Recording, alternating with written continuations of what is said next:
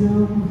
You may come here in spring, bring journal and pen, for your thoughts can run clear as the spring fan.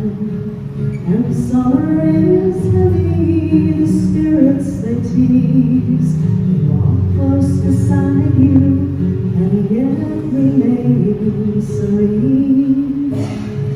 But through rustling autumn leaves, if you listen carefully, that's when silent city speaks. That's when silent city speaks. Some speak in whispers and softly through tears. Some shout the glories they knew through long years, through good times and bad, with patience and toil. Some hands filled with dreams, some hands working the soil. One thing that binds them is this grand old town. They laid the foundation for who we are now. And through rustling autumn leaves, if you listen carefully, that's when silent city speaks.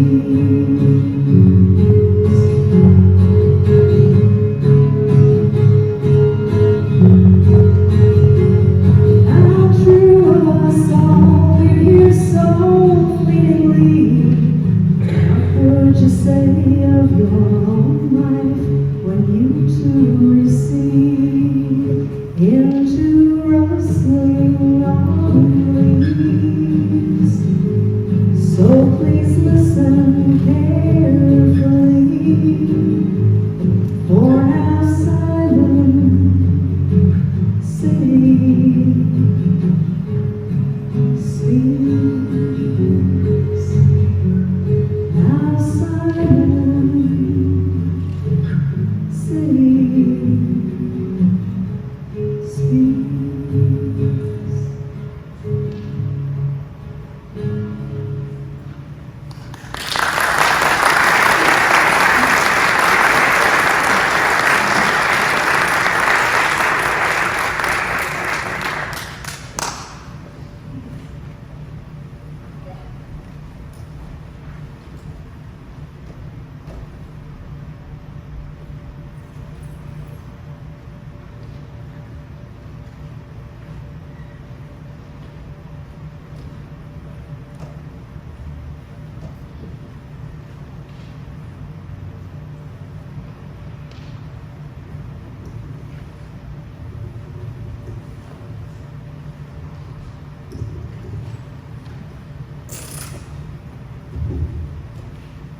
Good afternoon, and welcome to Silent City Speaks.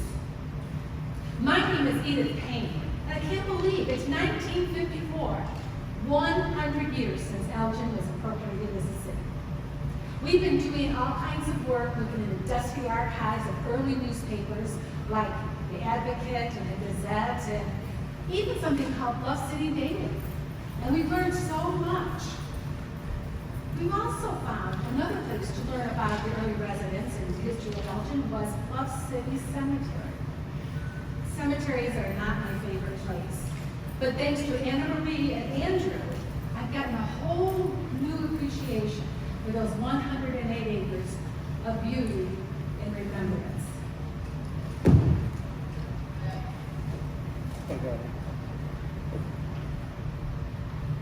Bluff City Cemetery consists of 108 acres. Bordered by the fen and butterfly gardens, it serves as a beautiful and peaceful resting place.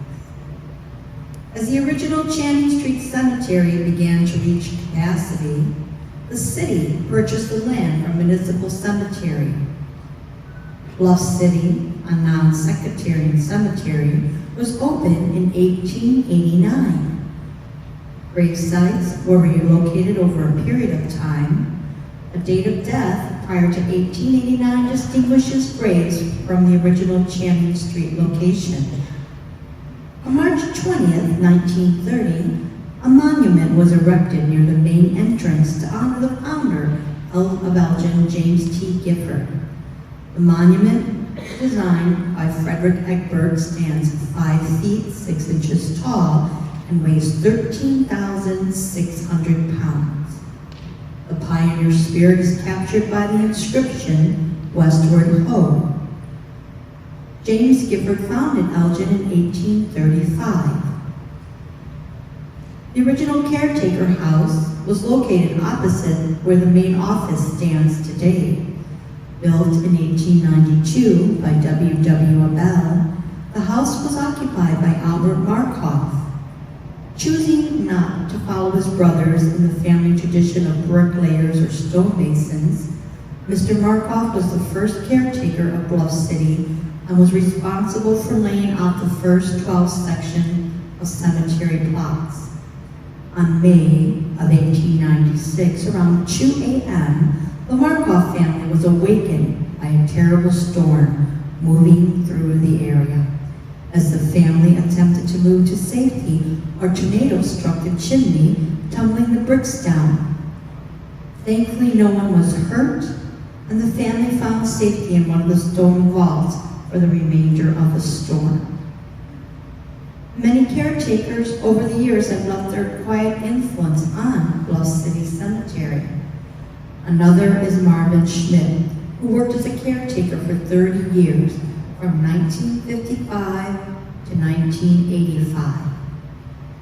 Marvin Schmidt is credited with the yearly tradition of the Avenue of the Flags, a Bluff City tradition since 1968. Flags are displayed a few days before and after Memorial Day to honor our servicemen and women. At the central gate on top of the hill sits the Henry Brown Monument. This monument, made of Italian marble with a kneeling angel bearing a cross, was purchased by G.P. Lord to honor the memory of his Marcy Hendy in 1885.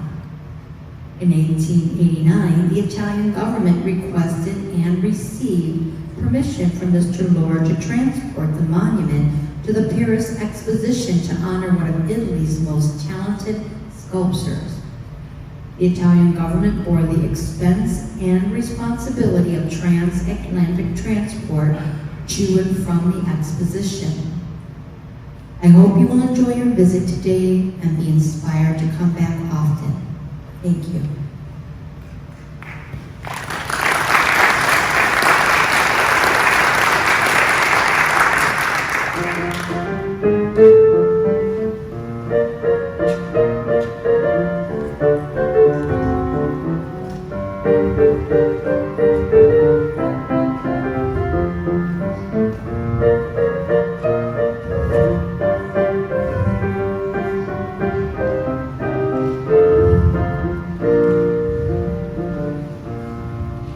Well, of course, it's the people that are the most important. Those people that gave their time and their talent and sometimes their treasure and chose to call Elgin their home. I'm not artistic at all, so I'm in awe of people who are.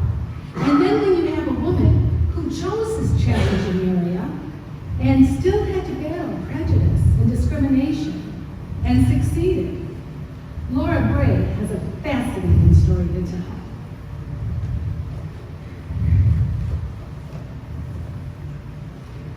Good afternoon, neighbors. My name is Laura Bray.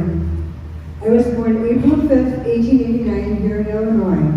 I'm the youngest child of Wilhelm and Frederica Bray. I have an elder sister, Wilhelmine, who we call Mina, and 3 older brothers, Ernest, Herman, and William. Only William and I were born in the United States. Our parents and elder siblings were all born in Germany and moved here to Elgin in 1884. In 1886, Father and Mother had our home here in Elginville at 460 Dundee Avenue. But when I was only 5 years old, Father died, leaving Mother and us children on our own. Mother ended up taking in boarders to help make ends meet and to keep our heads above the water, as they like to say. I always enjoyed drawing and coloring pictures and did particularly well in art in school. After graduating high school, like many Elgin residents, I worked for the Elgin Watch Factory, where I was employed from 1909 until 1914. In 1914, my family's homeland, Germany, declared war on Russia. For those of us in the United States of German background, this was a frightening time because our friends and neighbors might look at us and think we were the enemy. But President Wilson declared that the United States would remain neutral, which was a big relief. I studied at the Studio School of Art in Chicago and then enrolled at the Art Institute of Chicago in 1917. That same year, Germany broke its promise and resumed warfare at sea by submarine. And then the United States declared war on Germany. Suddenly, to my friends and neighbors, I was a German, and Germany was our enemy. But then the Art Institute ran a contest for artists and illustrators to design Army enlistment posters at the request of Captain Franklin R. Kenny, who was the head of Army recruitment for the Northern Illinois area. I entered that contest in order to prove that I and my family were loyal American citizens. As I explained at the time, yes, I am of German parentage, and my kinsmen are most of them in Germany yet, or were. They are dead now, but I myself am an American. You understand? An American. And I propose to do my full share as an American citizen. I count it a privilege to be able to prove that I am that kind of citizen. Count on me for anything I can do. I painted my poster in popular Art Deco style, featuring a young man standing in a luxurious parlor looking out a window as the troops march off to war. I titled my poster, "On Which Side of the Window Are You?" in the hopes that young men would see the bravery of our soldiers marching off to war and contrast it with the easy luxury of a young man looking out the window. And then they would be inspired to enlist and go and defend our great nation. Nothing is in this picture by accident. It was all by design. It was all my design, but I was inspired by Captain Kenny's words. He said, no matter how little he is physically, every man thinks of himself at times as a fighter. So you can see this young man is facing the same direction as the soldiers marching away. He is already inclined to enlist. The high collar of his shirt is like the high collar on the soldiers' uniforms. His shoulders are held back proudly, like those troops marching off to war. And his right hand wrapped around his lapel mimics the grip that the soldiers have on their rifles. The first word on this poster is enlist, and the last word is you. The young man's inner turmoil is reflected on his face, but I think he is ever so slightly inclined to go into the light and join the others, don't you? I think he will. I hope he does. My poster was published by the National Printing and Engraving Company, and in May of 1917, the Chicago Tribune published a photograph of me with my poster and Captain Kenny and another prize winner. And at the time, Captain Kenny said, "These designs will get men. They are irresistible." I was later asked to design 6 Christmas cards for the Red Cross to send to our soldiers overseas. I graduated from the Art Institute in 1919 with a degree in commercial art and was awarded one of the Franklin Magnus Branch prizes for composition. I did some freelance illustration work designing greeting cards, magazine illustrations, even illustrating some children's books. I also worked for the Illinois Bell Telephone Company, so I kept pretty busy. In 1932, I was asked by the Elgin Academy to come teach classes on freehand drawing, which I did. I also became the art editor for their yearbook and school newspaper. After leaving the Elgin Academy, I moved to Chicago and continued to do freelance illustration as well as working for the Illinois Bell Company until the 1960s when I retired. I had a nice, long, quiet retirement until December of 1980 when I passed peacefully at the age of 91 years old. You know, Bluff City Cemetery is such a perfect place for me. From my resting place, I can see just across the road there is a memorial to the soldiers of the Great War. Knowing that that is there stirs my spirit even now.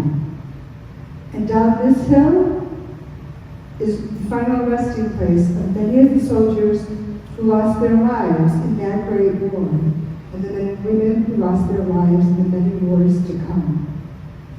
Together, we all rest here, finally, in peace. Thank you.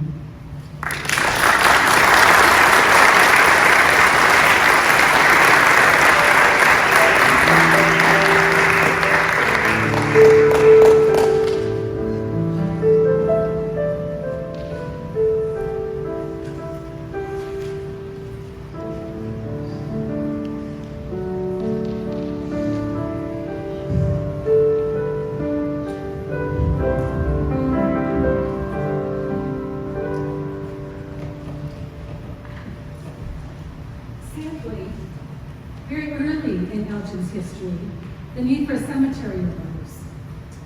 This was over 50 years before Bluff City Cemetery opened. And Matt, can you tell us a little about the history of what happened during these years and how the earliest residents of Elgin came to be found at Bluff City? Certainly.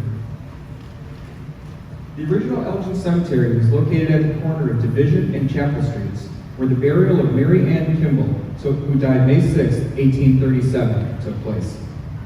At the time of her death, she was only 26 years old and the first settler to die in Elgin. The original cemetery was simply known as the burying grounds and measured about the size of 2 football fields side by side. It soon became obvious that this cemetery would not be large enough, and in 1843, James Gifford donated land for a new cemetery. All the residents who had buried their loved ones at the burying grounds were advised to move them to the new cemetery located on Channing Street. Mary Ann Kimball was among those moved. In 1844, with the opening of the new cemetery, it seemed that there would be sufficient room for burials for quite some time. However, Elgin grew very quickly, and more than 7,200 graves were soon located there, including a potter's field, a section for contagious diseases, and a large section for those who died in the mental hospital with no one to claim the remains. In 1888, the city of Elgin decided that the city cemetery would soon be overcrowded and sent out requests for bids for a new site. A horse farm east of Elgin was the final choice, and people were once again asked to move their loved ones to the new cemetery known as Bluff City Cemetery. As was the case with the first burying grounds, not everyone was moved. According to the records, about 7,200 remains were buried in what became known as the Channing Cemetery, but only about 3,500 were moved to Bluff City. In 1968, Channing Elementary School was commissioned, and while digging the foundation, many remains were discovered. This was in a time before government regulations were enforced, so the decision was made to simply reinter the remains at Bluff City Cemetery. They were brought here in trucks and were deposited in a common grave located in the southwest corner of the cemetery. They were buried beneath an old oak tree, which has since died, and no permanent monument or marker was ever placed there. In 1998, an addition to Channing School was authorized, and as quickly as they started digging, remains were recovered. Because of new government regulations, archaeologists were called in to remove and identify these remains. One set of remains that was found was that of Mary Ann Kimball, the first person to die and be buried in Elgin. Due to those same regulations, she currently resides arrested in a Springfield warehouse waiting to be claimed by next of kin. Longtime History Museum board member and author of a book on Elgin cemeteries, the late Steve Stroud, long advocated for a permanent monument to recognize those souls buried in the common grave.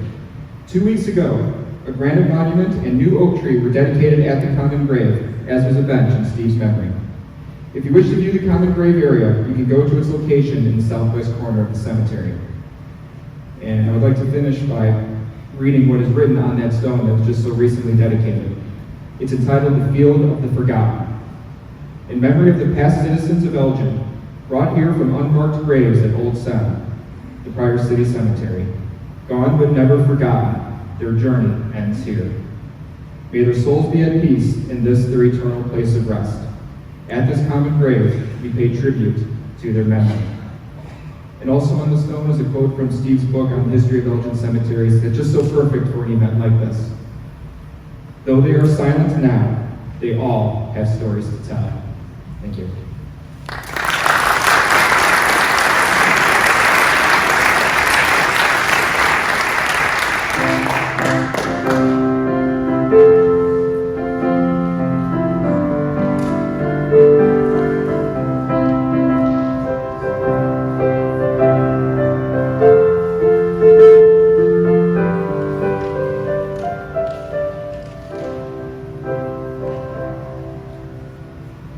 My grandmother used to say, do you know what side your bread is buttered on? Well, Benjamin Pearsall still sure did. What a character. He had strong opinions, but a kind and loving and generous heart for people that were in need. And boy, when he got his dander up, he just took things in his own hands.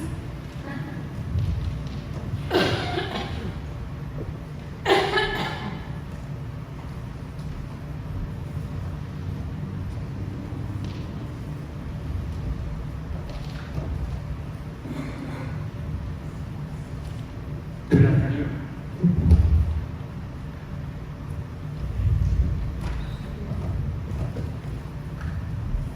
What is your name? Susan. Nice to meet you. My name is Benjamin Simon Pearsall. I'm the largest producer of oil margarine in Elgin, Chicago, and the surrounding states. I don't want to start there, though. Hold on.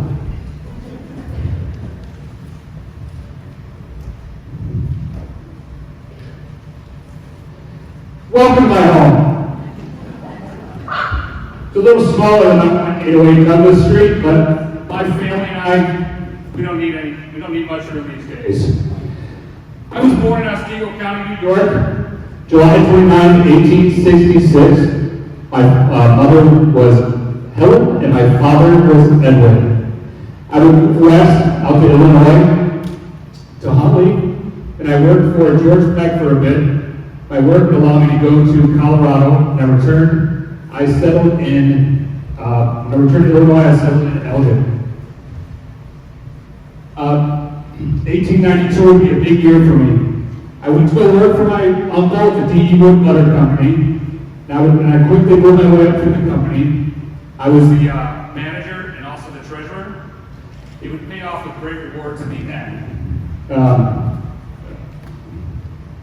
While I was doing that, I was also the director of the Elgin Home Loan Association, director of the YMCA, director of the Old Folks Home. And during all that, I found time to court Leah Irene Calkins. We were married and have 5 children. Richard, Raymond, Claire, Alice, and Mary. Alice would give me 2 amazing grandsons. She'd give me John, who passed away at 4 years old, and George, who passed away when he was 6 months old. They both died January 23rd, tragic accident in 1932. It was a difficult time in my life. During my stint in Elgin, I knew that there needed to be change.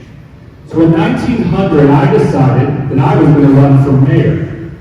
And I ran against a man you may have heard of, A.E. Price. Well, I lost the Price by 88 votes out of 4,500. Price thought I was egotistical and a falsifier. Well, I believe that Price was supplying a few city employees with drinks. from the saloons because Price was a known drunk and I was pronounced dry. The reason why I lost the election, well, it's probably because I'm the president of the anti-saloon society. Let me tell you a quick story. I love golf.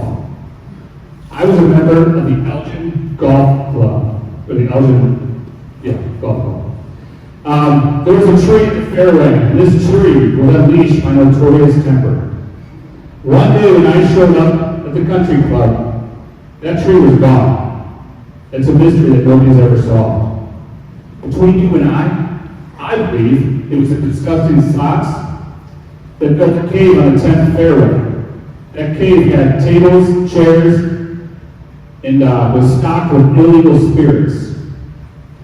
During the time the country club was being expanded, and they were using dynamite to expand it. Once again, in the middle of the night, somebody blew that cave up. That's a mystery that's never been solved.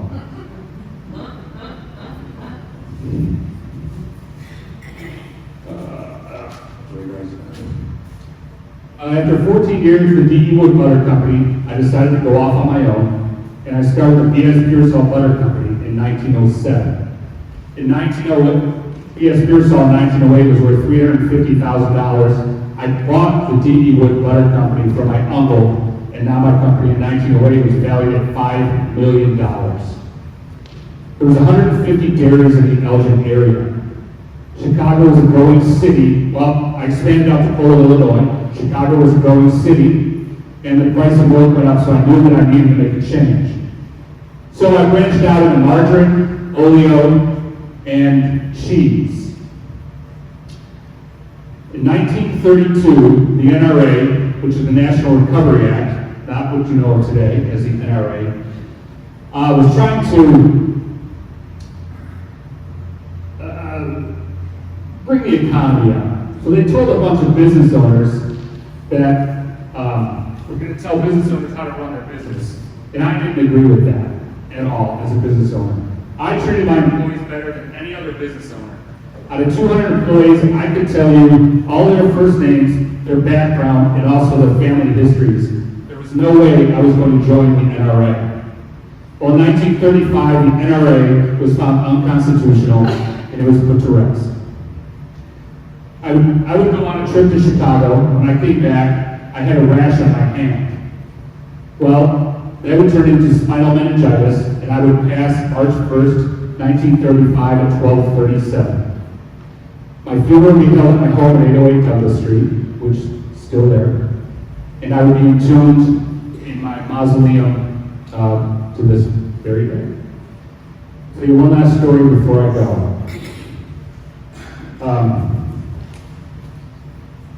Leah and I, we took a trip to the Caribbean during Prohibition, and I gave a man 2 suitcases. They were gifts for friends, and I told this man to bring them back to the United States for me, which he did. He brought them to Elgin, and he brought them directly to the Elgin police. And he told the Elgin police that these were 2 suitcases full of fancy cordials for Mr. Pearsall, and then he ran off.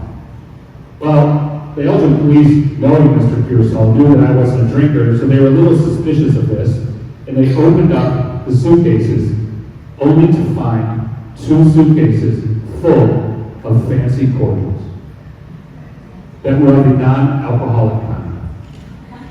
Thank you and have a wonderful day.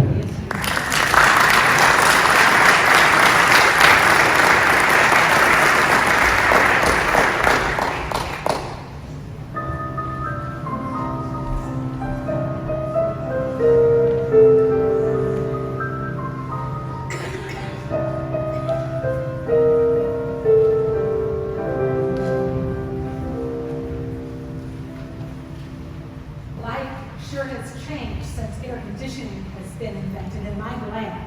I love to just pop into Woolworth's on a hot summer day where it can be 20 to 30 degrees cooler and have an ice cold Coca-Cola at the fountain. And did you see how quickly those cute homes in Sunset Park went up? I mean, with the bulldozers and the backhoes that prepared the earth so quickly. But you know, Bluff City was opened long before these modern conventions. inventions ever happened. How did they ever manage, Jim? Well, built in 1903 at a whopping $3,779.15. You can buy an LCD TV today for that. What looks like a cave was actually the holding vault of Bluff City Cemetery. It has the capacity to store up to 60 coffins. What you see here is not a mausoleum or a place of burial. This was built to hold the remains and coffins of people who died during months when the ground was too deeply frozen to allow the grave to be dug. There is no longer a need for this vault since heavy equipment has replaced digging a grave with a shovel, so it is now used to store equipment, custodial equipment from the cemetery. This vault, as well as the gates on Bluff City Boulevard, were constructed with blocks of stone, which had previously been used for the holding vault of the Channing Street Cemetery. On October 5th, 1905, the sexton's book indicates that Abel T. Gifford passed away. He was placed in the holding vault to await the spring thaw. It must have been an early winter that year. In the spring of 1906, when the family was ready to bury Abel, the city decided that Channing Street was no longer allowing any bodies to be buried in Channing Street Cemetery. The battle between the Giffords and the city of Elgin began. It ran through the spring, summer, and the fall of 1906. Finally, in the spring of 1907, Abel was able to be buried. However, he was buried in Bluff City Cemetery against the wishes of his family. And you had to keep in mind that James Gifford, one of the original creators of this fine city, he bequeathed this cemetery at Bluff City, at Channing Street, I should say. He bequeathed this cemetery to the city with the hopes that if it was ever not used for the cemetery, it was supposed to be reverted back to the family. Now, I'm sure that you are curious about the interior of the holy vault, which is seldom seen by the public. It was never meant to have any ceremonial events take place. It was only a place to hold coffins and remains until the spring thaw. The temperature is quite steady, both winter and summer, due to the fact that it is under the ground. Row upon row of iron-faced plates along the walls. Each plate was intended to be a shelf to store the remains and had a place for a lock to prevent a mix-up. In addition, each coffin was tagged with the name of the occupant. Air flows freely through the shelves and there are vents in the roof to allow exchange of air. In the rear of the vault, there's a large archway. It has been bricked over. You can well imagine what's behind that brick over archway. There was also excellent workmanship involved in the material used on the floor and the walls, even though it was never meant for public viewing. Thank you for your attention.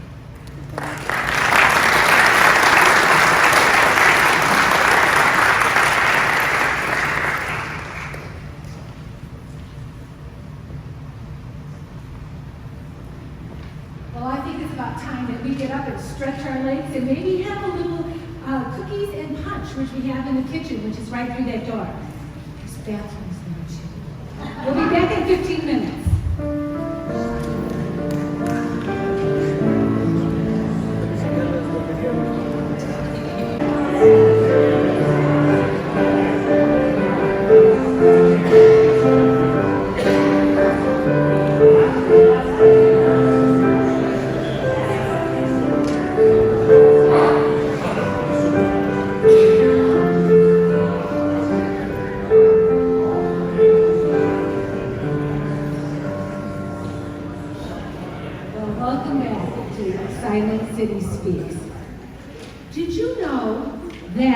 one time the price of butter for the whole country was set right here in Elgin. And it was done by a person whose company was here, but he never lived here. And you all know his name, Gail Gordon. Well, he had a son who did live here and chose to spend his time and build big businesses here, and then to share his wealth with the people of his time. Mr. Church? It's hard after 150 years to come up the stairs. Greetings and salutations, my friends. Welcome. If there was ever one piece of advice that I would convey to all of you here today, which I learned from my stepfather, it would be to never get complacent, to forge ahead, to follow your dreams, and never give up ever. There will be times of trials and tribulations, struggles and difficulties, all of which can be overcome with hard work and perseverance. This challenge I lay upon all of you here today. Hello, my name is Elgin Church. My stepfather was Gail Gordon, the namesake of our library here in Elgin, Illinois, located along the banks of the beautiful Fox River. Some of you may have thought that Gail Gordon was a woman, but I can assure you all, he was a man among men, and it was from him that I developed my drive, my business spirit, my entrepreneurial spirit, and I accredit these to him and to him alone. I was born May 10, 1844 in Vernon, Oneida County, New York. My father was Hiram Church. He was a fur trapper and trader, and it was his business which brought us here to the Fox River Valley. My mother, God rest her soul, was Emmeline Church. My father died unexpectedly in 1857, and my mother moved back to Kentucky with my brother Samuel and I, where mother eventually met Gail Gordon, inventor of the condensed milk process. Now, Gail Gordon, as aforementioned, he never gave up on his dreams. He never got complacent. Some of his dreams and ideas were winners, and some of his ideas were not so winnable. One of them that we still laugh about in circles after all these 100+ years or so, Gail Gordon thought that he would put a sail on a wagon, if you could imagine that. A sail on a wagon. He came up with this idea. He thought it could run on both land and water. It made him a virtual laughingstock. Another one of his ideas was the meat biscuit. Can you imagine? Honey, pass me a meat biscuit. The meat biscuit was dehydrated beef, surrounded by flour, and then baked, and it was labeled unpalatable. But after the year 1857, after several attempts, he did receive a patent for condensed milk, the process of boiling water out of milk, adding sugar and putting it in a can. Now the benefit of this was that it wouldn't spoil and it could be shipped over long distances. Hence, during the Civil War, he sold large quantities of Gordon's condensed milk, and it made him a very rich man. Now, my mother convinced my stepfather, Gail Gordon, to open up a condensing plant here in Elgin, Illinois. In the year 1865, we opened up a condensing plant at the corner of North and Brook Streets. I became the superintendent. It was during this time there was a large roof we placed over the springs at North and Brook Streets, and we built a small barrier a small dam or dike, if you will, around the springs at North and Brook Street, which contained the water for the needs of our condensing plant. It was the year 1873. We ran a long pipe down a 10.5-foot grade slate, 10.5-foot grade, all the way down to Market Square, downtown Elgin, Illinois. To this, we put in water to a watering trough for the horses and a fountain. And thus became Fountain Square. Yes, Fountain Square. Fountain Square. Now, Gail Gordon, he never did live in Elgin, Illinois, though he did buy a house in 1873 at 378 Division Street in Elgin. The house still stands. He became sick and moved to Texas, where he passed away a very, very rich man. Now, it was the year 1892, jumping ahead a little bit. Elgin was in desperate need for a library. My brother Samuel and I purchased the Schofield Mansion at 50 North Spring Street. When we purchased the building, at the time, there was only the center structure, which was the whole mansion. We added the 2 wings onto the building. We donated this building after extensive repairs and investment to the City of Elgin, to be used as the public library in Elgin, Illinois, with the one condition that it always and be forever called the Gail Gordon Public Library. How many of you have ever said, honey, I'm taking the kids to Gail Gordon today? That's right. Now, it was in about the year 1877, I left the condensatory plant. I went into business with a friend of mine named William Grote. I always loved that name, William Grote. It just had a ring to it. I don't think I ever told him in hindsight. I wish I would have, but he was a very smart, intelligent man, a businessman. William Grote and I, we purchased land all around Elgin, large tracts. We subdivided it. We sold it for business, we sold it for industry, and we sold it for residential tracts and housing. And it was a very lucrative business. At one time, I was deemed the richest man in Elgin, Illinois. I was the wealthiest man in Elgin, Illinois. In the year 1886, my wife and I married. We purchased a house. It's a 15-room mansion. Some of you may know it today by the Leeds Funeral Home on Division Street.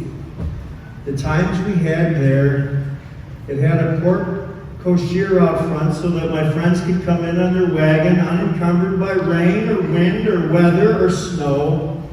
It was brick and brownstone trim. It had 15 rooms.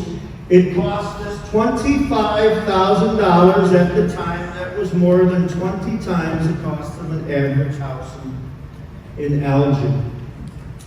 The best part about it, in my opinion, was the 3rd floor had a ballroom.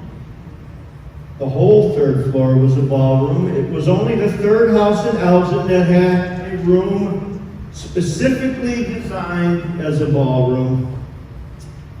And the parties we had there, we danced till the morning, many a night. But I was, at this time too, when I was involved with the real estate business, I was quite busy. No moss grew underneath my feet. As you can see, there is still no moss underneath my feet after all these years. I was quite busy man. I was the board of directors for the subway or the train system here in Elgin, Illinois. I was working on the Elgin Lumber and Supply Company, the Fox River Stone Company. I built many buildings. I was the board of directors of 2 banks. I was also on the board for the city library the city school system, and the Elgin Academy, and I was also in charge of the old people's home here in town in Elgin. Now, I'm going to dispel some rumors. I'm sure you've all heard them. It was in the year 1903, the rumor came about that Alfred Church left Illinois and Elgin to escape paying high taxes. It's all true. It is. I left Elgin, Illinois to escape paying the high taxes. It was an exorbitant assessment on my personal property holdings in the Borden's factory, which made me leave Elgin, Illinois. I moved back to New York City. And I'm certain now that after all these years, I can only guess that Illinois has its tax problems perfectly in order by now, and you are all living in tax utopia. And I missed out on that, so after all these years, I'm still a little bit disgruntled. Nobody knew in Elgin, too. I was at one time deemed the greatest philanthropist in Elgin, Illinois. I gave to many charitable organizations. I gave to startup businesses in Elgin that would benefit Elgin, Illinois. I gave extensively to the YMCA, YWCA. I also gave to further the education of 25 young students who furthered their career, many of who went on to become lawyers. And none of this was revealed until my death in 1911. I died from chronic indigestion and what the papers called other diseases. I am still waiting to hear from my doctor what the other diseases were. Sometimes these reports, as you all know, they take time to come in, and I'm hoping I would get them soon, at least before I'm reincarnated. Maybe. I know what to watch out for. But my wife, Mary, also too, she gave a piece of land and a house in 1901, which was the start of the YWCA here in town. And it's been a treasure living here. Everything in Elgin, everything that Elgin has to offer, the people, the city, the town, it has fulfilled my cultural life, my business life, my spiritual life, my love life. Everything, Elgin, and it gave me everything I can possibly imagine. My meat bill, too, by the way, at Keeber's Meat Market in Elgin here was always high. I gave meat to many families that were hungry and poor. We would routinely hand out steaks, burgers, chops. Does anyone like steaks, burgers, chops? I love them. But my meat bill was always very high. And we just tried to be involved with the community here. But other than that, in closing, I'd like to offer you all this. Again, it was my stepfather, Gail Horton, motivated me. He was the man, basically, that told me it's not so many words not to give up on your dreams. So I challenge you all here today. Go out and find your own meat biscuit. Huh? Go out and find your own wagon with a sail. That one still gets me after all these years. But I challenge you to do that. Go out and forge ahead and follow your own dreams. Never get complacent. And do the best we all can. And with that, I bid you farewell. Thank you.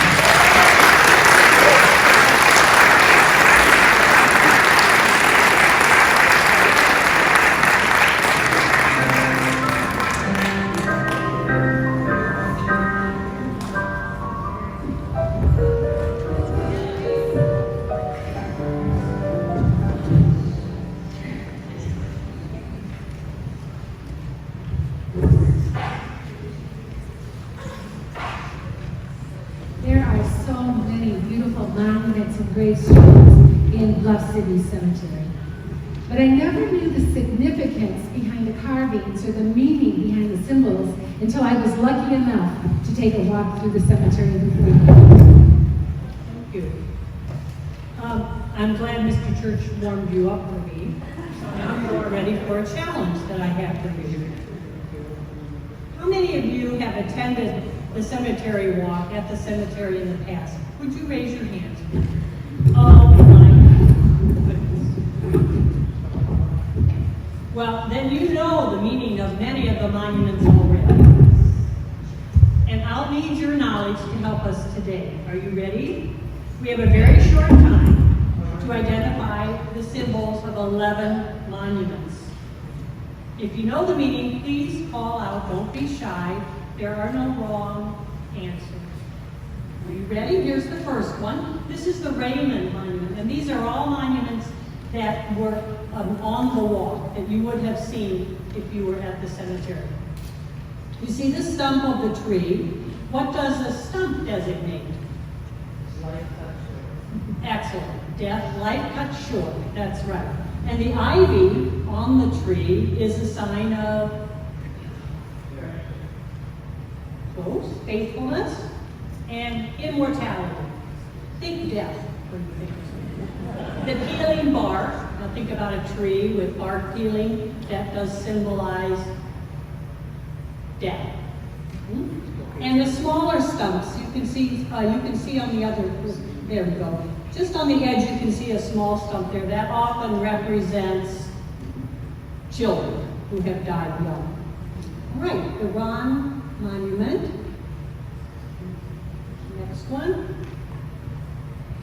Your eyes are drawn first to the lilies at the bottom of the monument, and those are a sign of what? I think I heard it. Purity or innocence. There are several meanings for lilies. Majesty or the resurrection. Now look at the top of the stone, and you'll see, you probably can't see the letters, but they're links of a chain with an F, an L, and a T. And those stand for friendship, love, and truth. And there's an I right below it, the seeing eye of God.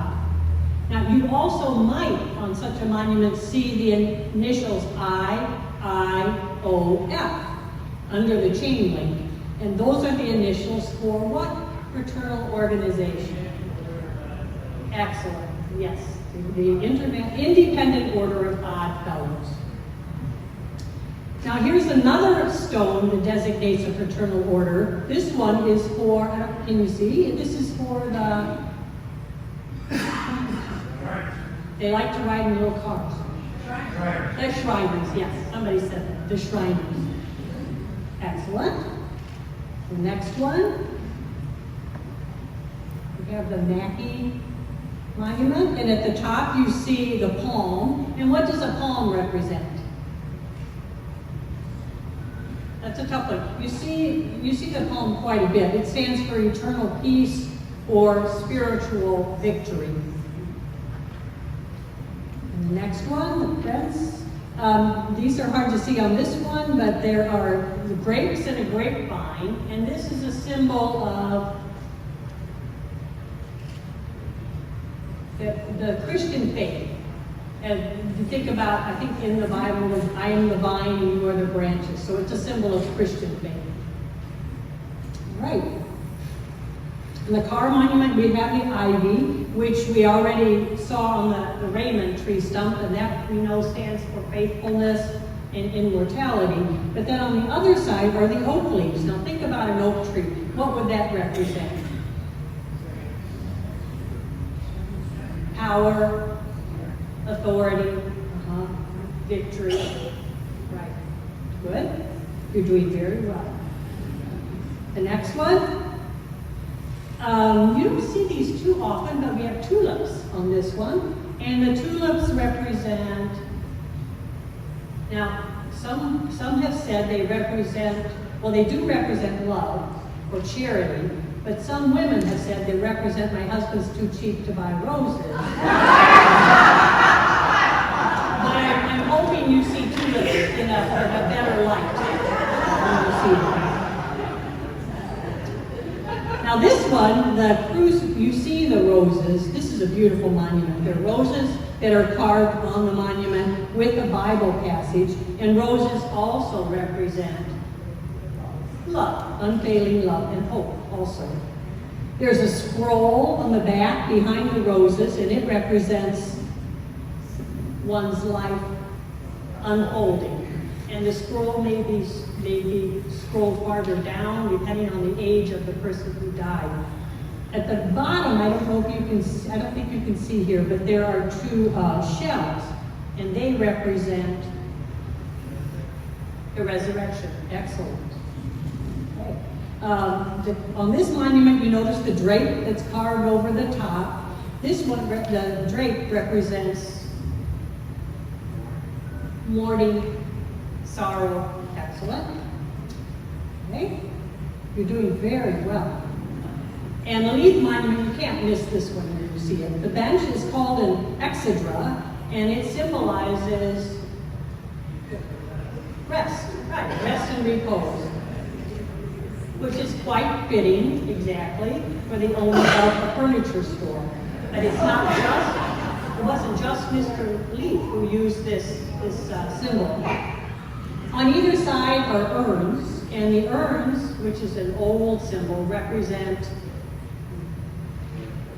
your body as a vessel of your soul. Now, there are some monuments in the cemetery also that are more modern and that are using a laser technique for adding symbols. And these aren't traditional symbols, so we'll have to guess their meaning, but you're such a smart group. I know you'll figure these out. Mr. Swain Kenneth has a parachute and the word Korea by his name. What do you think? Very good. Yeah. Now, Carlene has a piece of pie, sliced pie, by her name.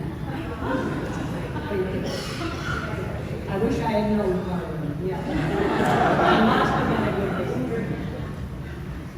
You did an excellent job on identifying the symbols. I'm very, very happy that you came today. The smart group came today. We can learn much about people's lives from their headstones. There are many more symbols on monuments in cemeteries, but there are too many for me to mention for us to talk about today. But before I leave you, I have a few epitaphs you might want to consider in terms of putting on your monument. An epitaph is a commemorative inscription. It's on a monument, and not all monuments have them, but it gives us insight into a person's personality. Many of them are religious, many have Bible verses, and many of them are reflective of family and friends. But then there are the humorous ones. So think about some of these. On the 22nd of June, Jonathan Fiddle went out of tune. It's a good thing his name is Fiddle. Or here lies Ezekiel April, age 102. The good die young.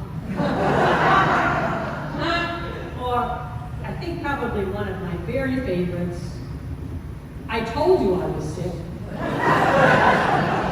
What will your epitaph tell others about you? Thank you.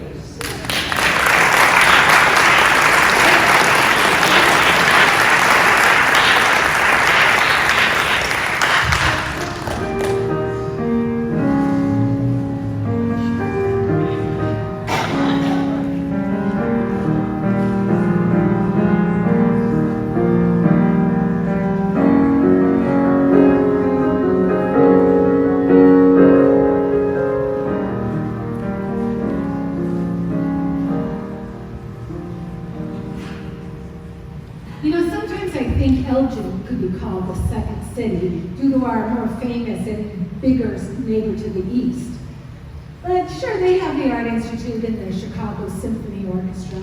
But we have our own Elgin Symphony Orchestra, 4 years old this year. And we have world-renowned artists also. You heard from Laura Bray, and there's another artist who worked in different media and whose work is displayed worldwide. Oh, and happy belated birthday, Trudy. Thank you. so much. Thank you. Yes, welcome, welcome. I am Tripp V. Rolstead, and I was born on September the 27th of 1903. So yes, indeed, you may wish me a happy birthday. Over the years, I recorded much of my life on dictabel tapes and in journals, and I'd like to read you some of those outtakes of some of the more significant things in my life right now. My parents were Norwegian immigrants. My father was a watchmaker, and my mother busied her leisure hours with charcoal drawing and painting, so I came to art early and honestly. I attended Lowry Grade School over here on the west side of Elgin, and Elgin High School just over here, and I managed very well in all of my art classes, achieving the highest grades in every one of them. Now, shortly after graduating, I heard of a sculptor's studio in Geneva, Illinois, just south of here, at the estate of Colonel George Fabian. Now, Colonel Fabian's wife, Nellie, had attended the Art Institute, and she retained several artists who embellished their extensive grounds along both sides of the river in Geneva with sculptures and with carvings and all manner of artwork. I took a miniature statue that I had done, got on my bicycle and rode from Elgin down to Geneva to meet with Mrs. Fabian. She was so taken with that sculpture that she called my mother and asked if she could retain my services immediately. And so I came into the realm of the Fabian estate in their artist's studio down there. And rather than ride my bicycle back and forth between Elgin and Geneva every day, they offered me space in one of their extensive gardens to set up a tent and to stay there. And I did that, and I took my meals in a mess hall that was specifically designed for the Fabian staff. Then my mother came across an article in the American Magazine in April of 1922, and the article was entitled, "A Wonderful Thing Happened to This Boy." This was the story of renowned Midwest sculptor, lecturer, and writer Lorado Taft, who had his Midwest studios just here in Chicago, and my mother strongly suggested that I go and speak with him. I did exactly that, and I became his stage and studio assistant, building up for him in clay heroic statues and portrait statues. One afternoon, on a Sunday if I recall correctly, I was listening to one of his lectures in the auditorium at the Chicago Art Institute, and I looked up at the slide that was projected on the screen, and I heard Lorado describing it. This was the famous niche of St. Louis, which I had modeled for him. And I heard him remark, "It is made by," and he paused, and he said, "Well, I can't remember his name, but they call him Trig." From that moment on, I made absolutely certain that he would never forget my name again. And when I wanted to become an instructor in sculpture class, Taft sent me this letter of recommend dated October the 29th of 1926. To whom it may concern, I take pleasure in testifying to the character, intelligence, and skill of my former pupil, Trigby Rovelstead. I have had many pupils, and he was among the best. Need I say more? Signed, Lorado Taft. I eventually entered the University of Washington in Seattle in 1927, and I earned 4 years of sculpture credit in just a year and a half of attendance. A note in the margin. Truthfully, I learned all the mysteries of the sculptor's profession thanks to the influences of Donatello and Lorado, and developed my own broad style of portrayal. For me, bronze is the medium of the modeler. I like it best.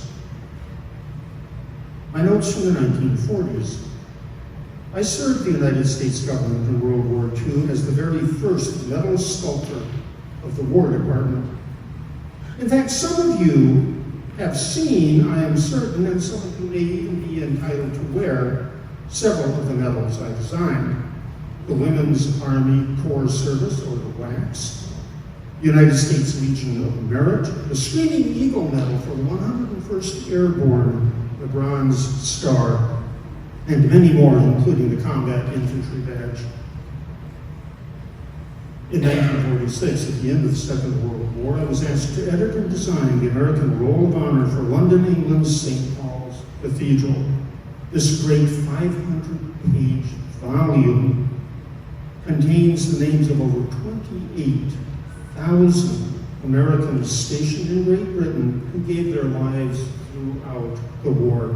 And it was presented to St. Paul's Cathedral on July the 4th of 1951 by General Dwight David Eisenhower. Its red leather cover depicts winged victory holding a two-handed sword, all done in gold leaf. That Palladian-style piece of artwork, which you can see on the cover over here, graces my wife's and my monument at Elgin City Cemetery.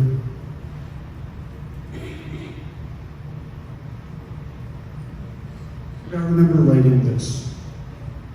Monuments are not erected every day, but when they are, they should be the best.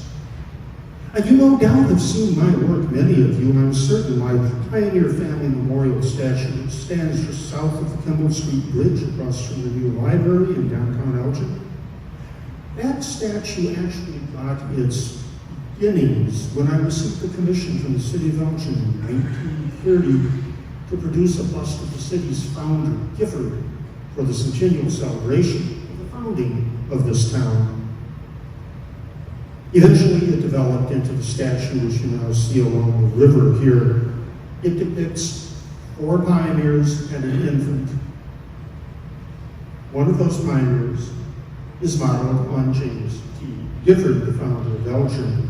The other younger pioneer is modeled on me.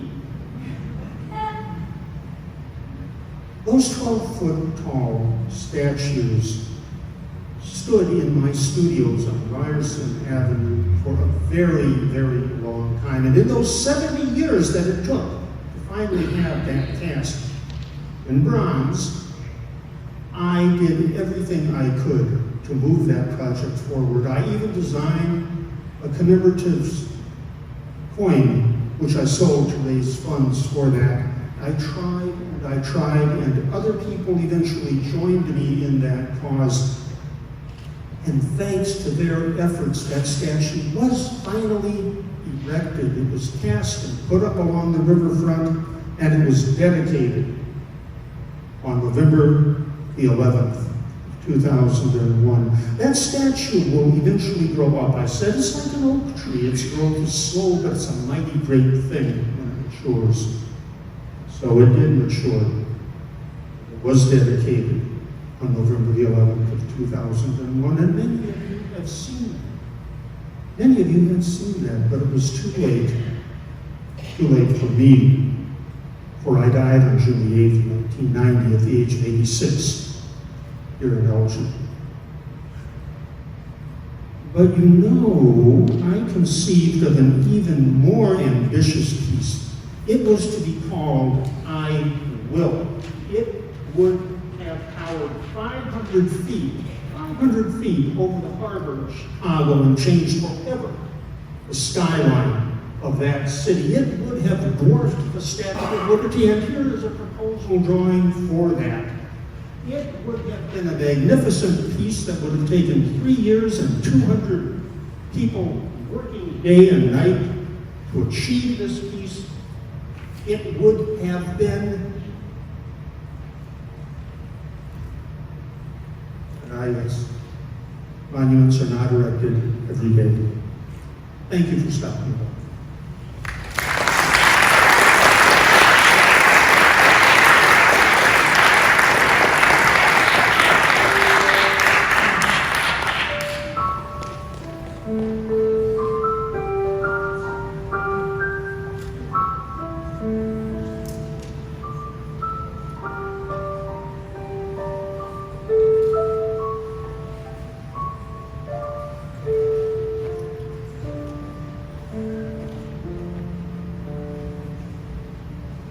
We've all heard the saying, hard as a rock.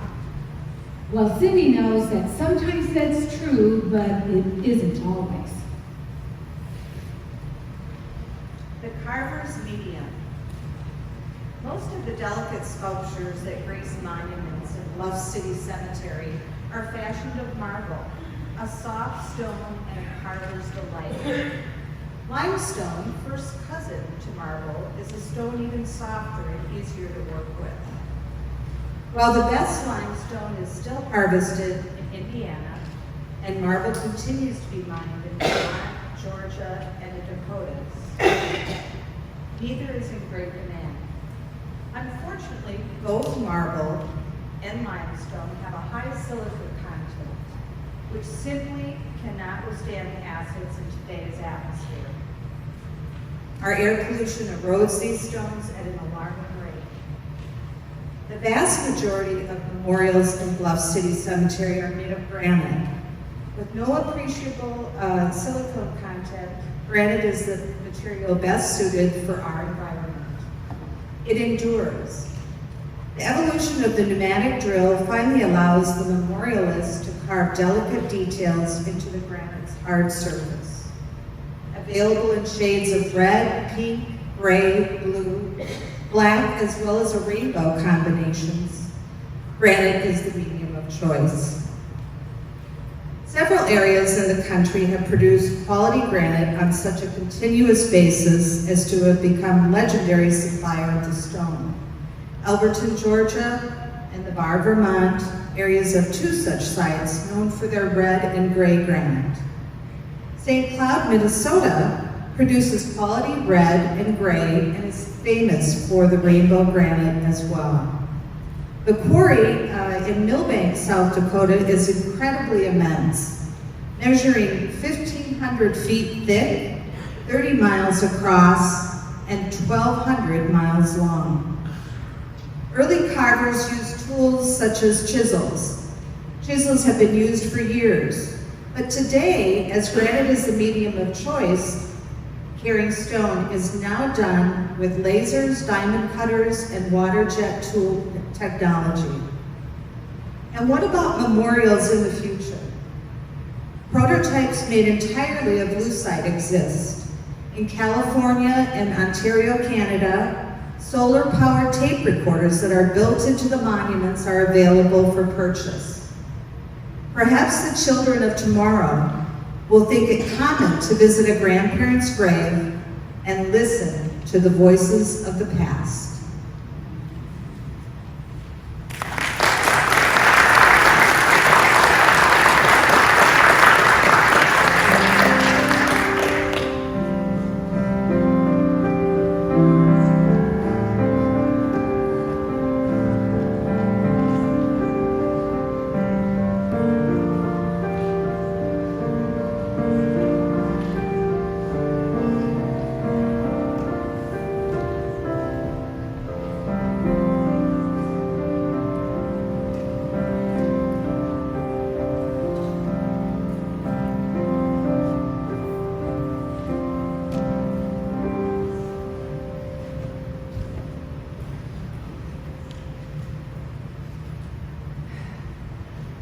By the shores of Gitche-Gumee, by the shining Big Sea waters, everybody knows beginning lines to the song Hiawatha.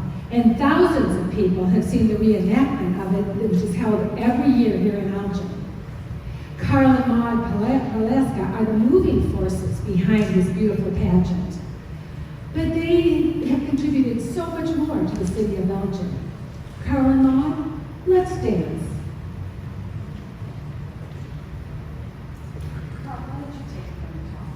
Okay. Should you ask me Wednesday traditions? I should tell you that maybe. Carl, remember, the phrases must be slow and deliberate. Yes. Okay. Try to take a breath in between each line. Oh, and don't forget, emphasize the words we have marked up here. Okay. Should you ask me whence these stories, whence these legends and traditions, with the odors of the forest, with the curling smoke of wigwams, with the damp-bedewed meadows, with the rushing of great rivers,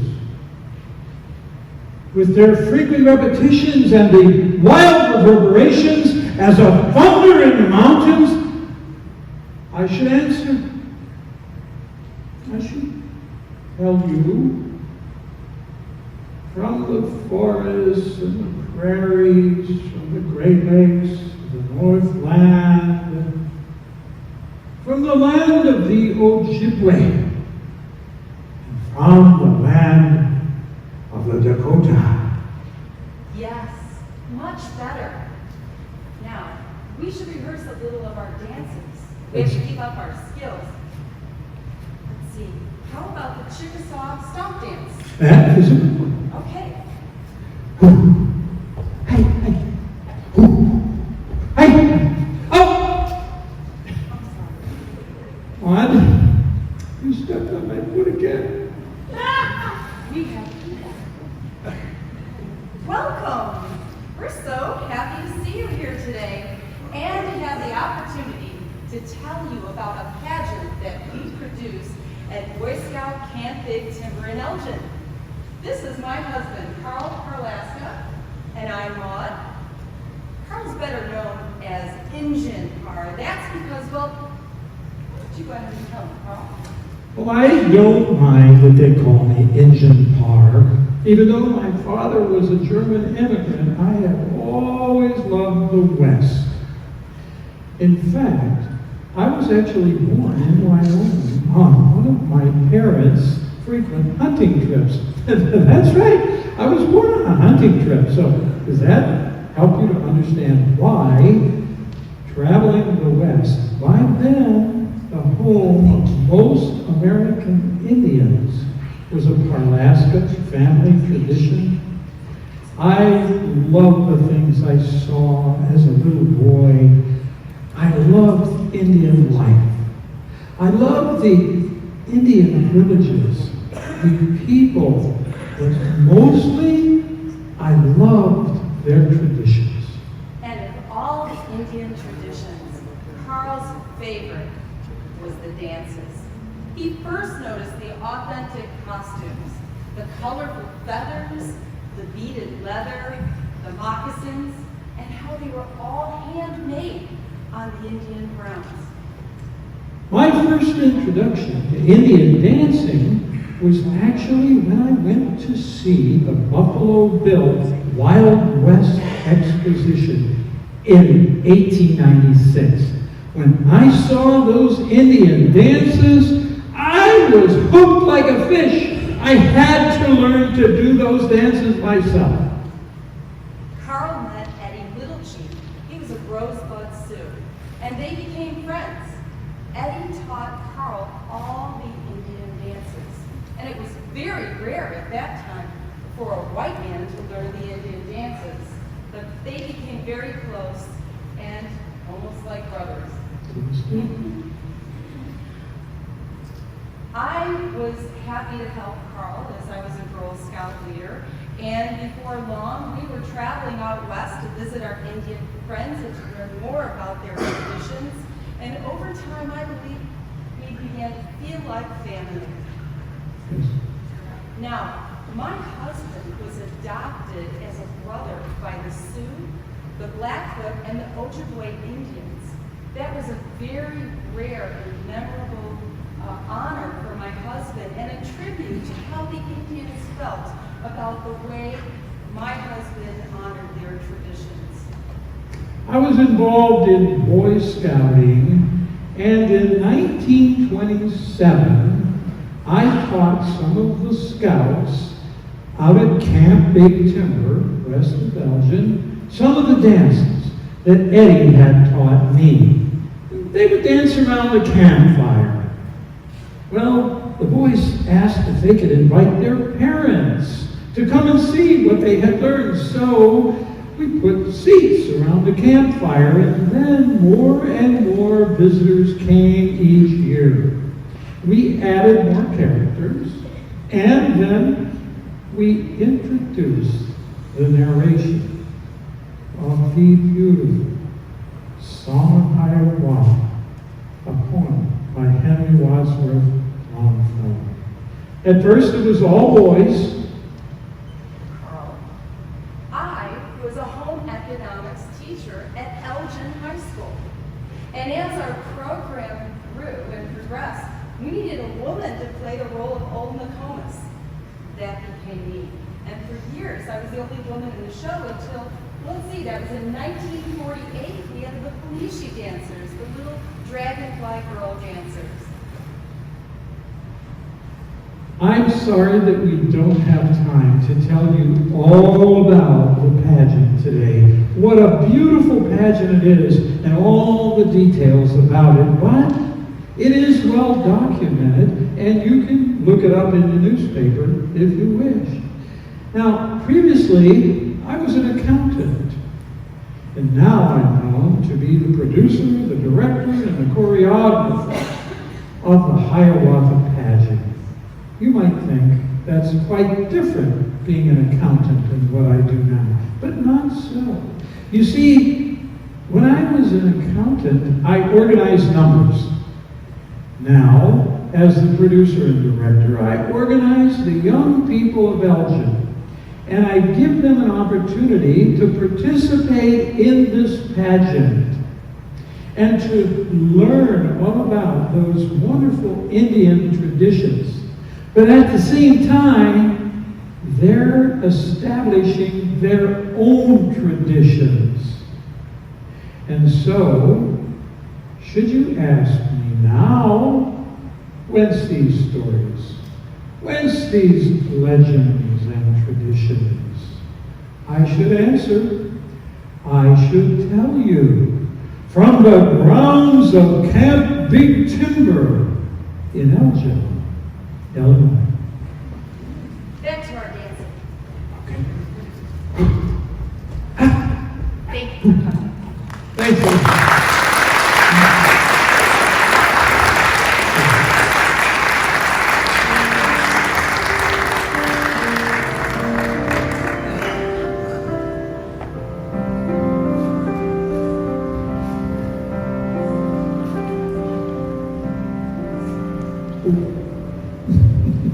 So there you have it, our first production of Silent City Speaks, which is an adjunct to the Elgin Historic Museum's annual cemetery walk. We hope you enjoy the journey, and that next year you'll come back and meet a whole new group of fascinating Elginites. Thank you.